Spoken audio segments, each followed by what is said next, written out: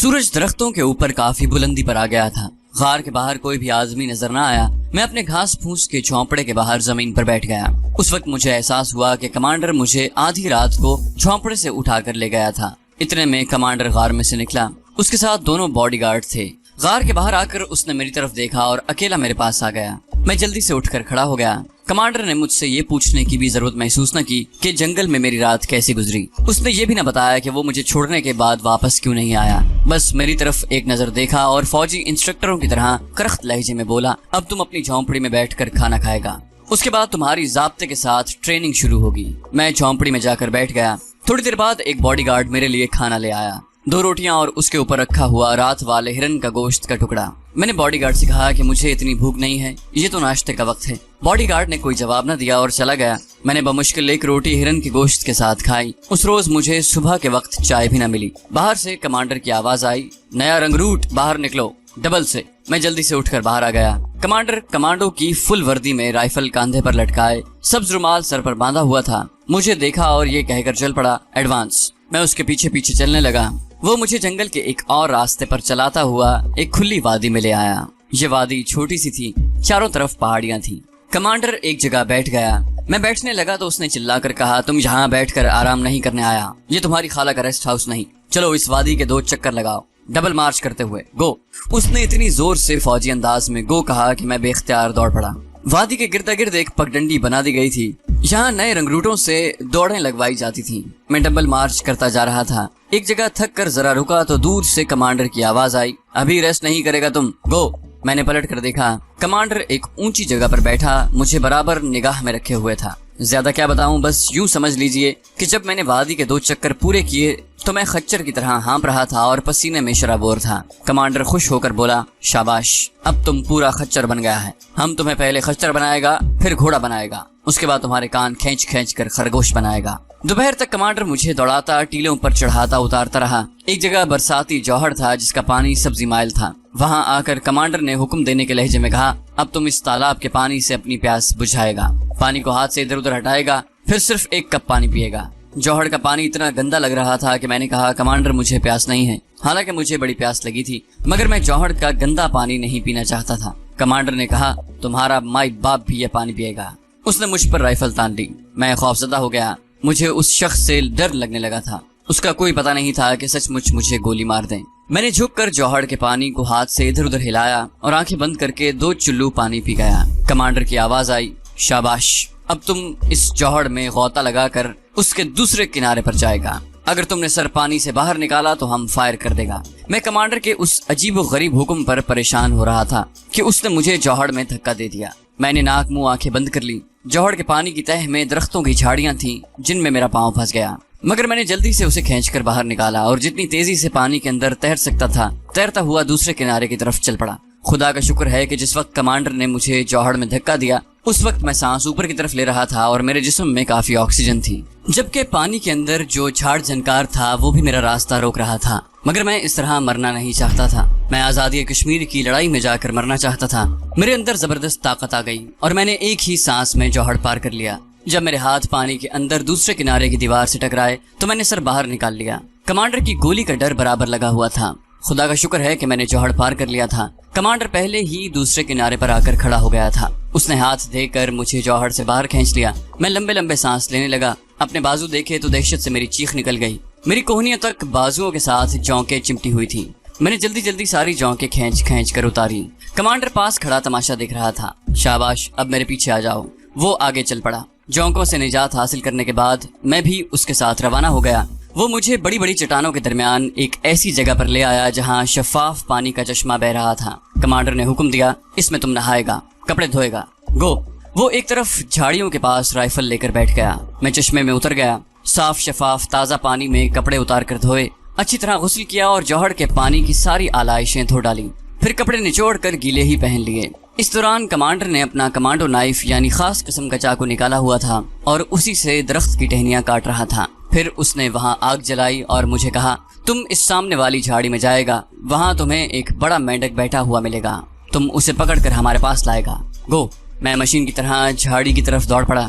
झाड़ी में गौर से झुक कर देखा। एक तरफ से मेंढक की आवाज आई خدا جانے یہ مینڈک وہاں کہاں سے آ گیا تھا۔ مجھے یقین ہے کہ یہ مینڈک کمانڈر نے خود وہاں چھوڑا ہوگا۔ میں نے مینڈک کو لپک کر پکڑ لیا اور کمانڈر کے پاس لے آیا۔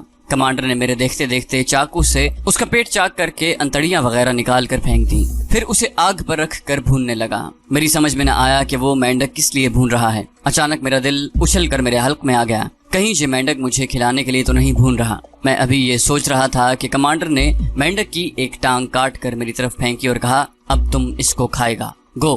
دوسری ٹانگ کمانڈر خود چبانے لگا۔ میں نے زندگی میں کبھی مینڈک نہیں کھایا تھا، مینڈک کھانے کا سوال ہی پیدا نہیں ہوتا تھا۔ میں نے کہا، کمانڈر میں نے کبھی مینڈک نہیں کھایا۔ کمانڈر بولا، تمہارے سامنے اگر ہم مینڈک کی ٹانگ کھاتا ہے تو تمہیں بھی کھانا پڑے گا، نہیں تو تم ہماری گولی کھائے گا۔ اور کمانڈر نے رائفل کی نالی کا رخ میری طرف کر دیا۔ اس عجیب و غریب ضدی شخص سے کسی چیز کی بھی توقع کی جا سکتی تھی۔ میں نے آنکھیں بند کی اور مینڈک کی ٹانگ منہ میں ڈال کر چبانے لگا۔ میں نے ناک کے ذریعے سانس لینا بھی بند کر دیا تھا تاکہ مجھے مینڈک کے جلے ہوئے گوشت کی بو نہ آئے۔ میرا خدا ہی جانتا ہے کہ میں نے کس عذاب کے ساتھ مینڈک کی ٹانگ کھائی۔ جب کھا چکا تو کمانڈر اٹھ کھڑا ہوا۔ اس نے مجھے حکم دیا، اپنے پاؤں کے جوتوں سے اس آگ کو اچھی طرح بجھا دو۔ اب تم اس تالاب کے گرد 15 چکر پورے کرے گا۔ ہم یہاں کھڑے ہو کر گنے گا، پورے 15 چکر لگائے گا، گو۔ وہ کڑک کر بولا۔ میں ریبوٹ مشین کا آدمی بن چکا تھا۔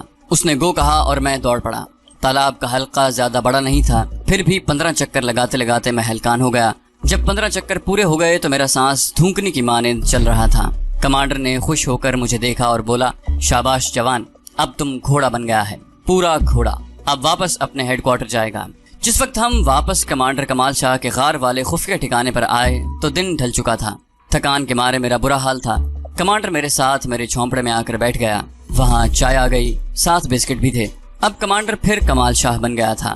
شستہ اردو میں کہنے لگا، میں نے تمہارے اس آہنی عزم کو دیکھ لیا ہے جو تمہارے خون میں گردش کر رہا ہے۔ یہ بڑی خوش آئند بات ہے۔ میں پاکستان کے ہر جوان کے خون میں اسی عزم کی گردش دیکھنا چاہتا ہوں۔ قائد اعظم نے مسلمانوں کو یہی آہنی عزم عطا کیا تھا۔ پاکستان کی نئی نسل کو اس آہنی عزم کے ساتھ اپنے ملک کی ترقی کے لیے قربانیاں دینی چاہیے۔ یاد رکھو، یہ تمہارے آرام کرنے کے نہیں، کام کرنے کے دن ہیں۔ انتھک محنت کرنے اور ہر وقت فوجی جوان کی طرح چوکس رہنے کے دن ہیں۔ تمہارا دشمن تمہارے وطن پاکستان کا دشمن ہے اور تمہارے سر پر کھڑا ہے۔ وہ موقع کی تلاش میں ہے، اسے موقع ہرگز نہ دینا۔ اسے یقین دلا دو کہ تم اسلام کے سپاہی ہو، محمود غزنوی اور محمد بن قاسم اور سلطان صلاح الدین ایوبی کی فوج کے سپاہی ہو۔ اپنی سرحد کو پہچانو، اپنے دشمن کو پہچانو، پھر دنیا کی کوئی مخالف طاقت پاکستان کو اپنی جگہ سے نہیں ہلا سکتی۔ یاد رکھو، مسلمانوں نے پاکستان کے لیے بے بہا قربانیاں دی ہیں۔ تم کمزوری دکھاؤ گے تو تم ختم ہو جاؤ گے، مگر پاکستان کبھی ختم نہیں ہوگا۔ قدرت کسی دوسری نسل کو تربیت دے کر اسے مصیبتوں، تکلیفوں اور اذیتوں کا عادی بنا کر تمہاری جگہ پر لے آئے گی۔ میں بڑی توجہ سے کمال شاہ کمانڈو کی باتیں سن رہا تھا۔ اس کی باتیں میرے عزم کو مستحکم کر رہی تھیں۔ میرے اندر محمود غزنوی اور صلاح الدین ایوبی کا جذبہ حریت گردش کر رہا تھا۔ میری ساری تھکان دور ہو گئی۔ کمانڈر اٹھا اور بولا، اب تم آرام کرو۔ رات کو غار کے اندر رائفل شوٹنگ کی ٹریننگ کا مرحلہ شروع ہوگا۔ اس کے بعد تمہیں اندھیرے میں چیتے کی طرح دشمن پر جھپٹ کر 1 سیکنڈ کے اندر چاقو سے اس کی بائیں جانب یا دائیں جانب والی شہرک کاٹنے کی ٹریننگ دی جائے گی۔ پھر فوجی ایمونیشن، ڈائنامائٹ اور مائنز کی ٹریننگ دی جائے گی۔ اب تم 1 گھنٹے کے لیے سو جاؤ۔ 1 گھنٹے کے بعد ایک آدمی تمہیں جگا کر غار میں لے آئے گا۔ میں واقعی مشین بن گیا تھا۔ وہیں جھونپڑی کے گھاس کے فرش پر لیٹ گیا۔ ٹھیک 1 گھنٹے بعد کمانڈر کا ایک آدمی مجھے جگانے کے لیے غار میں آیا۔ یہاں چٹان کی دیوار کے ساتھ ساتھ فاصلے پر چاند ماری کی طرح نشان بنے ہوئے تھے۔ میری رائفل ٹریننگ شروع ہو گئی تھی۔ اس زمانے میں ابھی کلاشنکوف وغیرہ نہیں تھی۔ 303 کی رائفلیں اور برین گنیں، سٹین گنیں اور مشین گنیں ہی فوج میں استعمال ہوتی تھی۔ غار کے اندر رائفل کی ٹریننگ اس لیے دی جاتی تھی کہ فائر کی آواز جنگل میں پیدا نہ ہو، کیونکہ یہ کمال شاہ کا خفیہ ٹھکانہ تھا اور جہاں کشمیری مجاہدین کی نئی نسل کو کمانڈو ٹریننگ دی جاتی تھی۔ 20 روز تک میں غار کے اندر نشانے بازی کی تربیت حاصل کرتا رہا۔ میں نے اس دوران ٹھیک نشانے پر گولی فائر کرنا سیکھ لیا۔ اس میں میرے شوق اور کمانڈر کی اعلیٰ تربیت کا بھی اثر تھا۔ اس دوران رات کے اندھیرے میں جنگل میں دشمن پر چھپٹ کر پیچھے سے اس کی گردن دبوچنے اور چاقو سے اس کی شہرک کاٹنے کی ٹریننگ بھی ہوتی رہی۔ درخت کے پیچھے آدمی کی ڈمی بنا کر کھڑی کر دی جاتی، ڈمی کی گردن پر گھنگرو باندھ دیے جاتے۔ مجھے کمانڈو چاقو دے کر حکم دیتا کہ ڈمی کی گردن پر پیچھے سے آ کر اس طرح چاقو چلاؤں کہ ڈمی کی آدھی گردن بھی کٹ جائے اور گھنگرو کی ذرا سی آواز بھی پیدا نہ ہو۔ یہ بڑی مشکل ٹریننگ تھی۔ شروع میں ڈمی کی گردن پر گھنگرو جھنجھنا اٹھتے، کمانڈر کی پیچھے سے کرخت آواز آتی، تم جنگلی لوگوں کو کب عقل آئے گی، ٹرائی اگین۔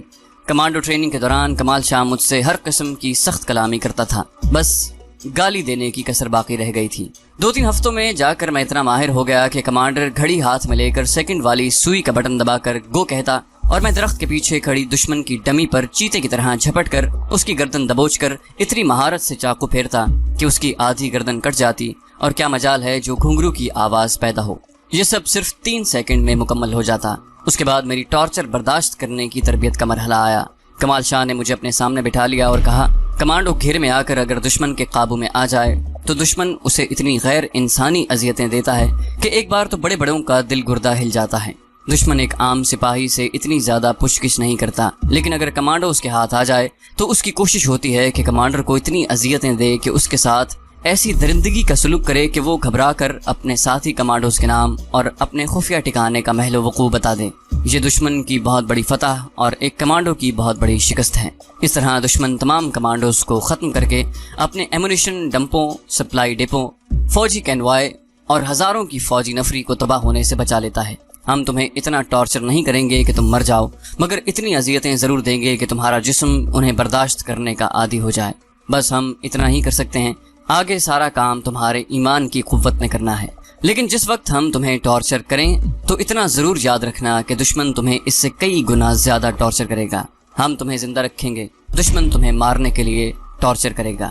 اپنے مجاہد کی کمانڈر اور مرد مومن کمال شاہ کی باتیں اب یاد آتی ہیں تو سوچتا ہوں کہ کس قدر سچا انسان تھا۔ اس کی ایک ایک بات سچی تھی۔ اگر میں اس کی تربیت کی بھٹی سے نہ نکلا ہوتا تو آج اپنی زندگی کی سچی داستان سنانے کے لیے شاید زندہ نہ ہوتا۔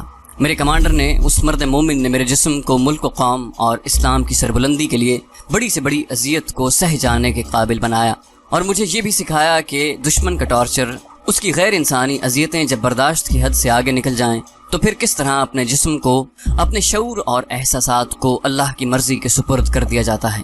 کشمیر کے محاذ پر 2-3 بار ایسا ہوا کہ دشمن نے مجھے ایسی درندہ صفت اذیتیں دیں کہ مجھے محسوس ہوا کہ میں زندہ نہیں رہا، لیکن میں زندہ تھا۔ صرف میں نے اپنے کمانڈو کی ہدایت پر عمل کرتے ہوئے غیر ارادی طور پر اپنے وجود کو، اپنے شعور کو اللہ کے حوالے کر دیا تھا۔ قصہ مختصر، کمانڈر کمال شاہ کے خفیہ ٹھکانے پر میری کمانڈو ٹریننگ ایک خاص مدت کے بعد ختم ہو گئی۔ اس ٹریننگ نے مجھے گھوڑا، خچر، خرگوش، لومڑی، شیر، چیتا سبھی کچھ بنا دیا تھا۔ سب سے بڑھ کر یہ کہ مجھے ایک سچا پاکستانی اور اسلام کا شیدائی بنا دیا۔ اسلام کا شیدائی میں پہلے بھی تھا، لیکن کمال شاہ کی تربیت نے مجھے شیدائی ہونے کے ساتھ ساتھ اسلام کا سپاہی بھی بنا دیا۔ ایسا بے خوف سپاہی جو صرف اللہ سے ڈرتا ہے، جس کا اٹھنا بیٹھنا، چلنا پھرنا، جہاد کرنا، دنیاوی معاملات کرنا صرف اللہ کے لیے تھا، جس کے جسم میں جان اور روح صرف اس کے لیے مقید تھی کہ اسے ایک دن اللہ کی راہ میں قربان کر دیا جائے۔ اللہ کی امانت تھی۔ یہ اس مرد مومن کی تربیت تھی کہ جب میں کشمیر کے محاذ پر دشمنوں سے لڑ رہا تھا تو مجھے ایسا محسوس ہوتا تھا جیسے خدا میرے ساتھ ہے، جیسے کہ فرشتے میرے ساتھ مل کر کافروں کے خلاف جہاد کر رہے ہیں۔